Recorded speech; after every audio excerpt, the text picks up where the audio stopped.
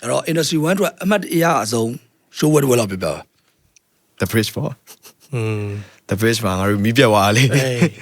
The bridge မှာမီးပြတ်သွားတာဟိုဟာမျောလင်းတက်တီးရဲ့ချိန်မှာ ဟုတ်တယ် မီးပြတ်သွားတော့ကျွန်တော်သွားပြီပေါ့ အဲ့မှာဂျာကြီးလောက်ပြီလည်းမသိဘူးเนาะအောက်ကနေပြီးတော့ဟဲ့အောင်ဆက်လို့ဆိုပြီးကျွန်တော် acoustic ကဗျာ acoustic တန်လေးပဲထွက်တာဟော်လိုလေးပဲထွက်တာအဲ့ဒါလေးနဲ့ပဲဆိုတော့အားလုံးကလည်းလေ flash me နဲ့အဲ့လို live ပြီးတော့ တောင်းတော့မတောင်းဘူးเนาะဒါပေမဲ့ တောင်းကြဘူး လုံးဝကြွေ လုံးဝလေသူတို့ဒီ vibe လေးပေါ့ဖြစ်လာတဲ့ဒီ situation ပေါ်မှာဖြစ်လာတဲ့ဟာလေးပေါ်မှာအကုန် vibing live လောက်ကြတာလေးอ่ะဗျာလောက်ယူထားတာမဟုတ်ဘဲနဲ့သူ့ဟာသူဖြစ်လာတဲ့ moment လေးပေါ့ဗျာအဲ့ဒီဟာလေးကအရင်မတရားဖြစ်တယ်ပေါ့ကျွန်တော်တို့ဘဝမှာလေဟုတ်ဟိုဟာလေးရော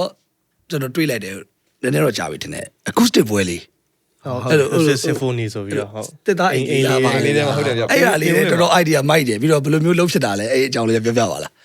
သူက art gallery လေးဗျ art gallery သူကဟိုပကြီးကားတွေပြရတာပေါ့နော်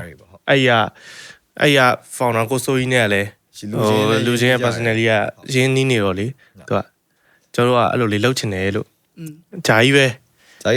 စတာ သူပဲလှုပ်ပေးတာပဲဟုတ် လှုပ်ချင်တယ်ဆိုငါးစီမှာလာလှုပ်လေတဲ့ကျွန်တော်ကလူလဲတားများတာလဲအဲ့လိုကြီးမကြိုက်ဘူးနော်အဲ့ကြတော့အဲ့မှာလေအေးချမ်းချမ်းလေးပဲအဲ့လိုကိုအတိုင်းဝန်းလေးနဲ့ပဲကိုရဲ့အဝိုင်းလေးနဲ့ဒါပေမဲ့လာတော့လာကြတယ်10ခန်းတော့လာတယ်နော်50တော့50တော့ရှိပါ